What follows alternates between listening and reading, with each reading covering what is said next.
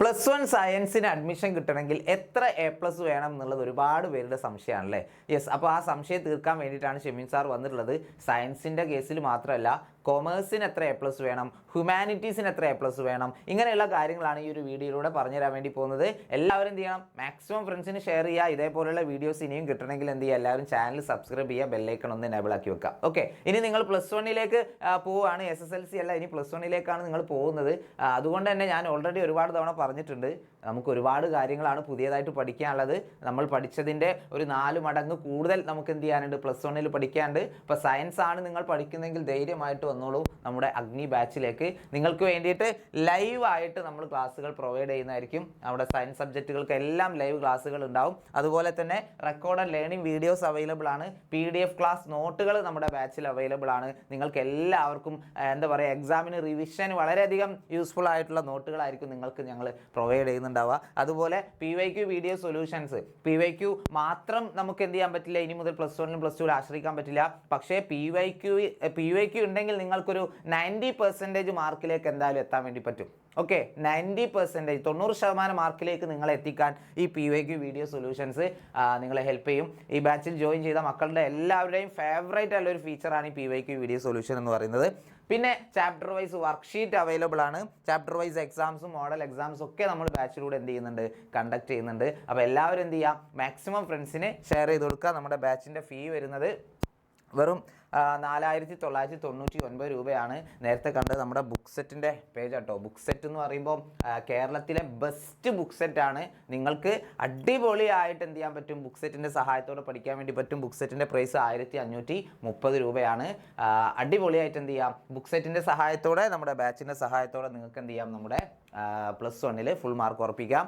സയൻസിന് മാത്രമല്ല, കൊമേഴ്സിനും നമ്മൾ batch provide ചെയ്യുന്നുണ്ട്. ജ്വാല എന്നാണ് ബാച്ചിൻ്റെ പേര്. സെയിം ഫീച്ചേഴ്സ്, ലൈവായിട്ട് പഠിക്കാം, റെക്കോർഡഡ് ക്ലാസ്സുകളും ഉണ്ടാവും. അതുപോലെ തന്നെ PYQ സൊല്യൂഷൻസും കാര്യങ്ങളൊക്കെ ഉണ്ടാവും. ചാപ്റ്റർ വൈസ് വർക്ക്ഷീറ്റും എല്ലാം ഉണ്ടാവും.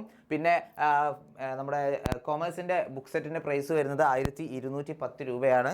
അതുപോലെ തന്നെ ബാച്ച് ഫീ വരുന്നത് സെയിം തന്നെ കേട്ടോ. അതായത് നമ്മുടെ അഗ്നി ബാച്ചിൻ്റെ ഫീ തന്നെയാണ്, 4999 രൂപ തന്നെയാണ്. അപ്പോൾ എല്ലാവരും എന്ത് ചെയ്യാം, ഈ കാര്യം ബാച്ചിൽ ജോയിൻ ചെയ്യാത്തവരുണ്ടെങ്കിൽ എന്തായാലും ജോയിൻ ചെയ്യണം. ട്യൂഷൻ എന്തായാലും നിർബന്ധമാണ്, സയൻസ് എടുക്കുന്നവർക്ക് പ്രത്യേകിച്ചും. എല്ലാവർക്കും ഒരു ബെസ്റ്റ് ചോയ്സ് എന്ന് പറയുന്ന എക്സാമിനറുടെ ബാച്ചുകൾ തന്നെയാണ്. അപ്പോൾ ജോയിൻ ചെയ്തവരൊക്കെ എന്ത് ചെയ്യുക, ഒരു ഹാർട്ട് ഇമോജിയുടെ താഴെ, ജോയിൻ ചെയ്യാത്തവരുണ്ടെങ്കിൽ തീർച്ചയായിട്ടും എന്ത് ചെയ്യുക, ഇപ്പോൾ തന്നെ ഈ താഴെ കാണുന്ന നമ്പറിൽ 7592092021 എന്ന നമ്പറിലോ 22 എന്ന നമ്പറിലോ എന്ത് ചെയ്യുക, ഒന്ന് കോൺടാക്ട് ചെയ്യുക. ഓക്കെ, ഇനി നമുക്ക് നമ്മുടെ ആ ഒരു വിഷയത്തിലേക്ക് വരാം. അതായത് എത്ര A+ ഉണ്ടെങ്കിലാണ് നമുക്ക് സയൻസിന് അഡ്മിഷൻ കിട്ടുക. ഞാനൊരു എക്സാമ്പിളിലൂടെ പറഞ്ഞുതരാം. ഇവിടെ 3 സ്കൂളുകൾ നമ്മൾ കൺസിഡർ ചെയ്യുന്നുണ്ട്. ഓരോ സ്കൂളിൻ്റെയും +2ലെ വിജയശതമാനം വെച്ചിട്ട് നമുക്ക് നോക്കാം. ഇങ്ങനെ ചില സ്കൂളുകൾ ഉണ്ടാവാം, സാങ്കല്പികമായിരിക്കാം, ചിലപ്പോൾ നിങ്ങളുടെ പരിസരത്തുള്ള സ്കൂളുകളാവാം. അപ്പോൾ 3 സ്കൂളുകൾ. അതിൽ ഒന്നാമത്തെ സ്കൂളിൽ 90% വിജയശതമാനം, അതായത് സയൻസിൽ. ഓക്കെ, സയൻസിൽ 90% വിജയശതമാനം. അതായത് 100 കുട്ടികളുണ്ടെങ്കിൽ 10 കുട്ടികൾ അവിടെ പരാജയപ്പെടുന്നുണ്ട് എന്നർത്ഥം. 100 കുട്ടികൾ ആ ബാച്ചിൽ, ആ സ്കൂളിൽ സയൻസ് പഠിക്കുന്നുണ്ടെങ്കിൽ അതിൽ 10 കുട്ടികൾ പരാജയപ്പെടുന്നുണ്ട്. 90% അവിടുത്തെ വിജയശതമാനം എന്ന് പറയുന്നത്. ഓക്കെ, അത് ഒരു സ്കൂള്. രണ്ടാമത്തെ സ്കൂള് 95%. ഓക്കെ, 95%, അതായത് 100 കുട്ടികളുണ്ടെങ്കിൽ 5 കുട്ടികൾ എന്ത് ചെയ്യുന്നു, പരാജയപ്പെടുന്നു. അങ്ങനെയുള്ള ഒരു രണ്ടാമത്തെ സ്കൂള്. മൂന്നാമത്തെ സ്കൂള് 100% വിജയം. 100% വിജയം.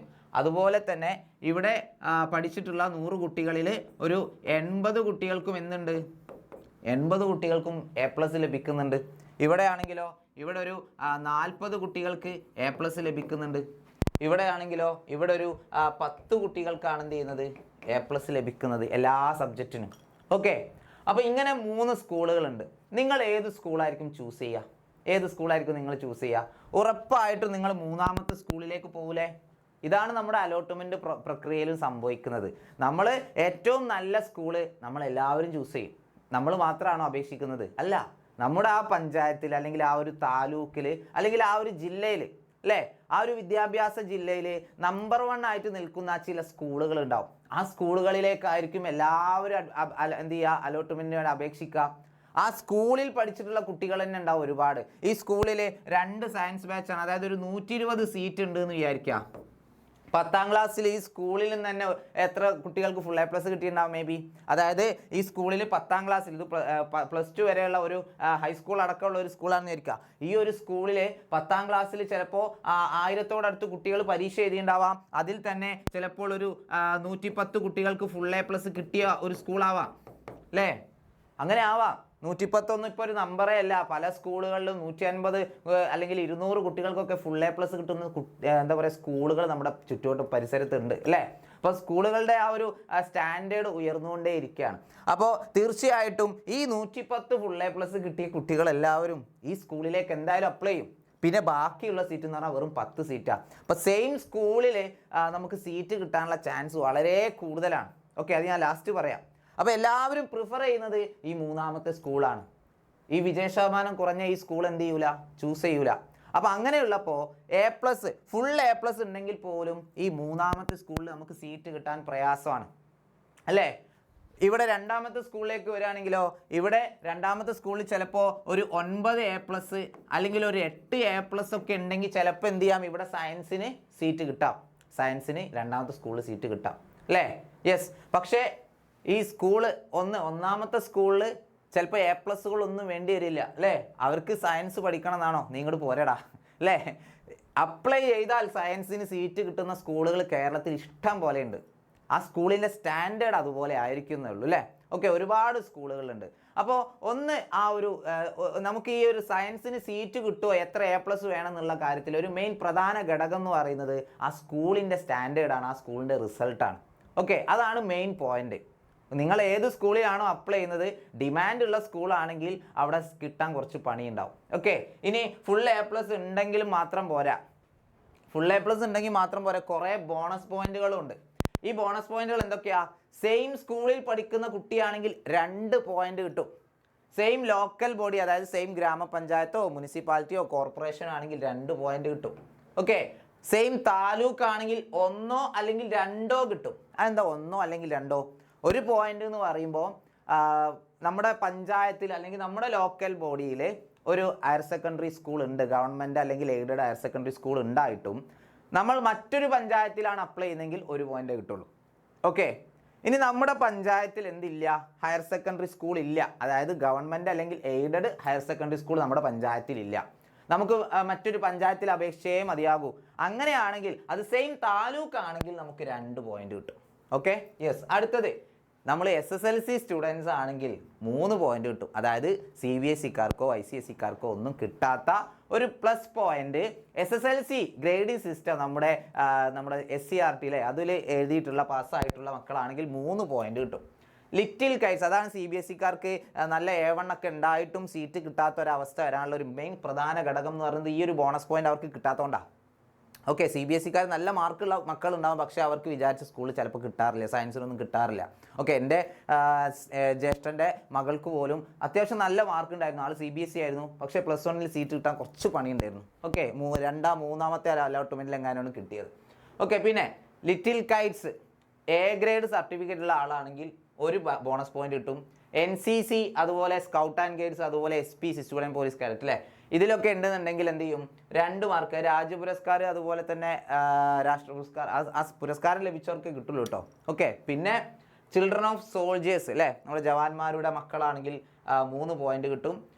ചിൽഡ്രൻ ഓഫ് എക്സ് സർവീസ്മെൻ ആണെങ്കിൽ 3 പോയിന്റ് കിട്ടും. Children of soldiers who loss there leaves in there line of duty, അതായത് നമ്മുടെ ജോലിയിലിരിക്കെ മരണമടഞ്ഞ ജവാന്മാരുടെ മക്കളാണെങ്കിൽ അല്ലേ, അവർക്ക് 5 പോയിന്റും കിട്ടും. ഓക്കെ, ക്ലിയർ അല്ലേ? യെസ്. അപ്പോൾ ഇങ്ങനെ കുറച്ച് ബോണസ് പോയിന്റുകൾ കൂടി ഉണ്ട്.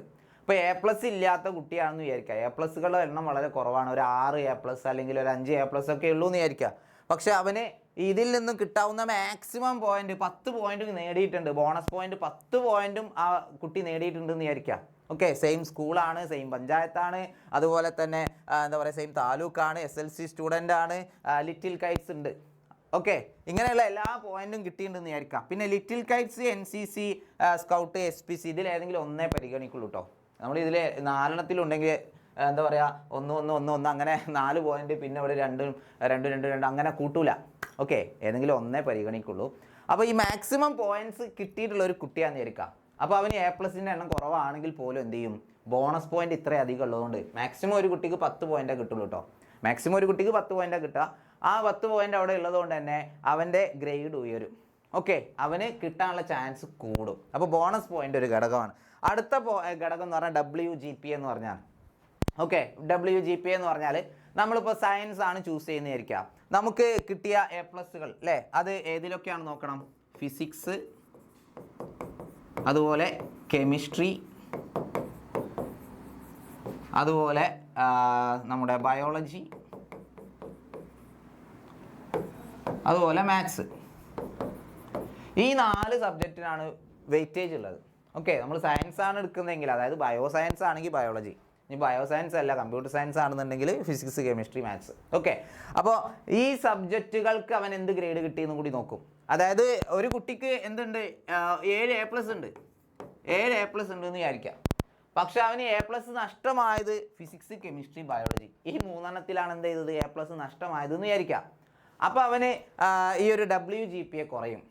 കാരണം നമുക്ക് സയൻസ് എടുക്കുമ്പോൾ മാർക്ക് വേണ്ടത് ഏതിലാണ്? ഫിസിക്സ്, കെമിസ്ട്രി, ബയോളജി, മാത്സ്, ഈ 4 സബ്ജക്റ്റിലാണ്. ഓക്കെ, അപ്പോൾ നമ്മൾ ഏത് സബ്ജക്റ്റ് ആണോ ചൂസ് ചെയ്യുന്നത് അതിനനുസരിച്ച് എന്ത് വേണം? നമുക്ക് ഈ WGPA എന്നുള്ള കാര്യത്തിൽ ആ ഒരു പോയിന്റ് കൂടി നോക്കും.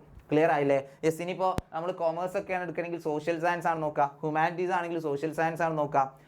അതുപോലെ നമ്മുടെ എന്താ പറയുക അക്കൗണ്ടൻസി അല്ലെങ്കിൽ സ്റ്റാറ്റിസ്റ്റിക്സ് ഒക്കെ വരുന്നതാണെങ്കിൽ മാത്സും കൂടി നോക്കും. ഈ കൊമേഴ്സിലും മാത്സ് വരുന്നുണ്ടല്ലോ, അപ്പോൾ ചിലപ്പോൾ മാത്സ് നോക്കും. അതുപോലെ ഇംഗ്ലീഷ് നോക്കാം. ഓക്കെ, നമ്മുടെ ഈ ഒരു ഗ്രേഡ് പോയിന്റ് ഒക്കെ നോക്കി കഴിഞ്ഞിട്ട് നമുക്ക് അടുത്തതൊക്കെ ഈക്വലായി വരാം. 2 കുട്ടികൾ തമ്മിൽ ഭയങ്കര മത്സരം ഈ സീറ്റിന് വേണ്ടിയിട്ട്, എല്ലാം ഈക്വലായി, WGPA ഒക്കെ ഈക്വലായി. അടുത്ത പോയിന്റ് ഇംഗ്ലീഷിന് എത്ര മാർക്ക് ഉണ്ടെന്നാണ് നോക്കാം. ഓക്കെ, അത് കഴിഞ്ഞാൽ ഫസ്റ്റ് ലാംഗ്വേജിന് എത്ര മാർക്ക് ഉണ്ടെന്ന് നോക്കും.